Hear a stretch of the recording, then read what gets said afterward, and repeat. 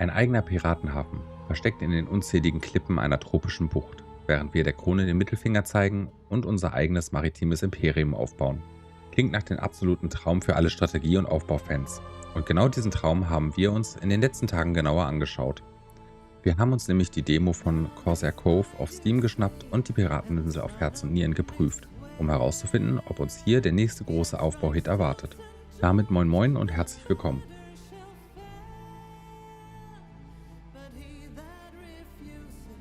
Bevor wir uns ins virtuelle Getümmel stürzen, werfen wir einen Blick auf die Fakten und die Entwickler, die hinter diesem Projekt stehen. Und da wird es direkt spannend. Entwickelt wird Corsair Cove nämlich von keinem geringeren als Limbic Entertainment.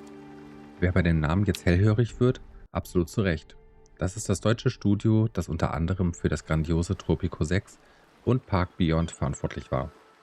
Die kreativen Köpfe dort wissen also ganz genau, wie man tropischen Inselflair, Humor und tiefgängige Aufbaustrategie perfekt miteinander verknüpft. Und als wäre das noch nicht genug der Vorschusslorbeeren, sitzt als Publisher auch noch Hooded Horse mit im Boot. Das ist genau der Publisher, der uns zuletzt den absoluten Strategie-Mega-Hit Manorlords beschert hat. Ihr merkt also, die Messlatte liegt für dieses Spiel verdammt hoch. Und das Beste an der ganzen Sache, wir müssen gar nicht mehr allzu lange auf die Vollversion warten.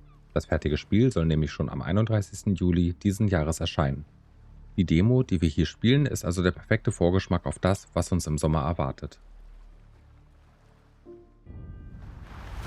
Die Gezeiten haben sich geändert. Die Zeit der Piraten neigt sich ihrem grausigen Ende. Die Krone herrscht unangefochten und Piratenjäger durchstreifen die 7 Meere. Wie Amara, diese spanische Dogge. Hätte nie gedacht, mal in ihrem Arrest zu landen. Cleveres Weibsbild, keine Frage. Aber sie hat einen Fehler gemacht.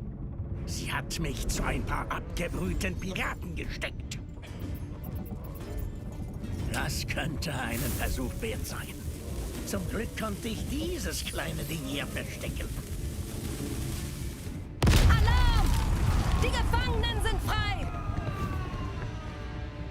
Haltet sie auf! Kein Pirat verlässt dieses Schiff lebend!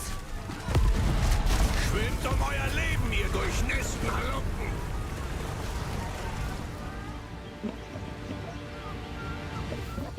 Seht uns an. Wir waren alle mächtige Piraten. Und jetzt verloren, halb ertrunken und mittellos.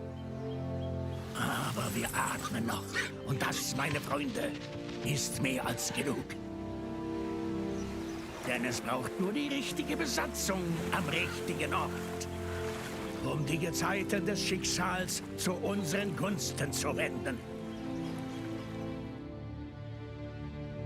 Wir starten in der Demo genre-typisch erst einmal ganz bescheiden. Wir stranden an einer einsamen Insel und haben am Anfang nicht viel mehr als die kläglichen Überreste unseres alten Schiffwracks. Schaut euch diesen elenden Felsen an, Kameraden. Er könnte für die nahe Zukunft unser Zuhause sein. Dann mal zurück zu den Grundlagen.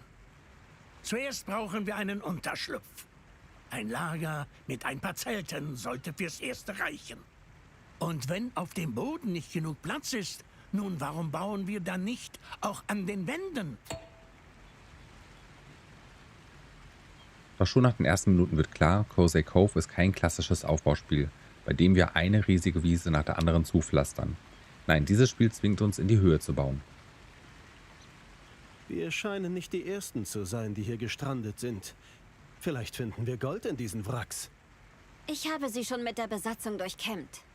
Alles, was wir gefunden haben, haben wir an unserem Strand gesammelt. Unsere Tavernen, Werften, Lagerhäuser und Piratenhütten müssen wir an extrem steilen Klippen und rauen Felshängen zimmern. Das sieht nicht nur verdammt schick und atmosphärisch aus, sondern bringt auch eine ganz eigene spielerische Herausforderung mit sich. Der Platz auf der Insel ist begrenzt und wir mussten beim Spielen wirklich dreimal um die Ecke denken, wo wir welches Gebäude platzieren, um den Platz optimal auszunutzen. Das sorgt von der ersten Sekunde an für ein richtig cooles Feeling, weil sich die Siedlung organisch in die raue Natur einfügt. Dass uns hier ein echtes Schwergewicht erwartet, merkt man spätestens, wenn man die Alt-Taste drückt. Sobald wir das tun, zeigt uns das Spiel die wahre Ressourcenvielfalt an, die Corsair Cove zu bieten hat. Überall auf der Insel ploppen Icons auf und schon jetzt in der Demo ist extrem gut zu sehen, wie viele unterschiedliche Waren, Rohstoffe und Produktionsketten wir in fertigen Spielen managen müssen. Von einfachem Holz und Nahrung bis hin zu komplexen Gütern ist alles dabei. Und diese Ressourcen wollen natürlich transportiert werden. Weil wir uns auf extrem steilen Gelände bewegen, ist die Logistik eine wahre Herausforderung im Spiel. Und hier haben sich die Entwickler ein visuelles Feature einfallen lassen. Wenn wir zum Beispiel ein einfaches Lagerfeuer platzieren, auf dem Eintöpfe produziert werden und ihr in der Nähe eine Kombüse aufstellt, zeigt uns das Spiel sofort automatisch die Transportroute an, wie der Eintopf von A nach B gelangt. Und das funktioniert über ein cleveres Farbsystem. Eine grüne Verbindung bedeutet, dass die Logistik perfekt läuft und der Weg kurz und effizient ist. Wechselt die Linie zu einer gelben, solltet ihr schon etwas genauer hinschauen. Und bei einer roten Linie läuft logistisch so ziemlich alles schief. Der Weg ist viel zu lang, eure Piraten laufen sich die Hacken ab. Um diese Höhenunterschiede zu überwinden, nutzen wir später im Spiel Aufzüge, Brücken und komplexe Seilrutschensysteme. Wenn die Logistikkette erstmal steht und die Piraten über die Seile flitzen, hat das einen unheimlich befriedigenden Wuselfaktor. Aber wir können uns nicht ewig in unserer kleinen Startbucht verstecken. Wir wollen ja schließlich expandieren.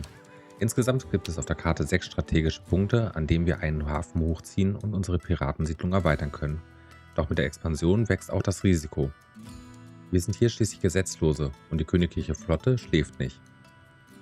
Das Spiel zeigt uns recht schnell, dass wir hier im Fadenkreuz stehen. Es gibt insgesamt stolze 13 Angriffspunkte, an denen die Krone zuschlagen kann, sobald wir in den jeweiligen Gebieten ein Piratenlager errichten.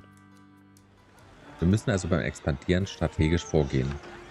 Bauen wir uns Hals über Kopf ein riesiges Lager auf oder sichern wir unsere Häfen erstmal ordentlich ab, bevor wir das nächste Gebiet besiedeln. Jede neue Siedlung fühlt sich dadurch wie ein echtes Wagnis an, was die Spannung im Gameplay enorm erhöht. Um mit dieser Bedrohung fertig zu werden und unsere Piratenbande weiterzuentwickeln, haben die Entwickler ein wirklich cooles Fortschrittssystem eingebaut, den Kompass. Wenn wir dieses Menü öffnen, sehen wir 4 große Ausrichtungen, in die wir unseren Piratenstaat entwickeln können. Ruhm, Imperium, Seefahrt und Reichtum. Jeder dieser 4 Werte bringt im Laufe des Spiels solide Boni und neue Freischaltungen mit sich. Aber wie leveln wir diesen Kompass auf? Nicht durch stupide Erfahrungspunkte, sondern durch echte Taten. Wir müssen bestimmte Meilensteine und Herausforderungen im Spiel meistern, um diese Pfade freizuschalten. Was dafür aktuell zu tun ist, finden wir direkt im nächsten wichtigen Reiter, dem Tagebuch. Hier listet uns das Spiel übersichtlich alle Hauptquests und Nebenquests auf, die gerade anstehen. Dieses Tagebuch ist im Grunde unser roter Faden durch die Demo und sorgt dafür, dass wir immer ein klares Ziel vor Augen haben. Werfen wir einen Blick auf das Interface am oberen Bildrand, denn das liefert uns alle lebenswichtigen Informationen auf einen Blick. Oben sehen wir unsere aktuell verfügbaren Waren. Direkt darunter zeigt uns das Spiel die sogenannten Herumtreiber an. Das sind im Grunde unsere arbeitslosen Piraten, die darauf warten, dass wir ihnen eine neue Aufgabe zuweisen. Rechts daneben sehen wir die Übersicht aller Piraten, die aktuell schon eine feste Beschäftigung nachgehen. So behält man auch bei größeren Siedlungen immer perfekt den Überblick. Doch all das nützt nichts, wenn wir die wichtigste Mechanik des Spiels außer Augen verlieren, den Zusammenhalt.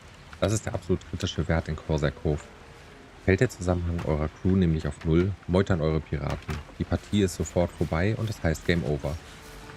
Wir müssen diesen Wert also ständig im Auge behalten und ihn pflegen.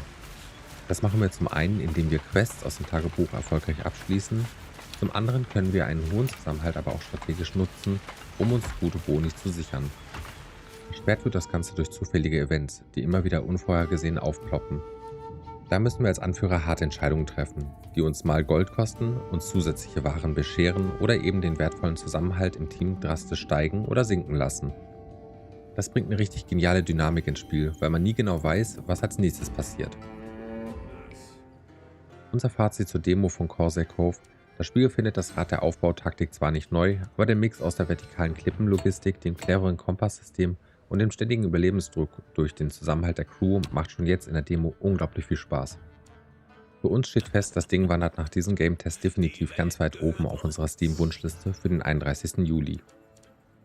Aber jetzt seid ihr gefragt, was ist eure Meinung zu Corsair Cove? Schreibt es uns unbedingt unten in die Kommentare.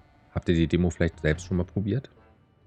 Wenn ihr mehr davon sehen wollt, lasst uns gerne ein Abo da, um keinen Game-Test mehr zu verpassen. Wir sagen danke fürs Zuschauen, macht's gut und bis zum nächsten Mal.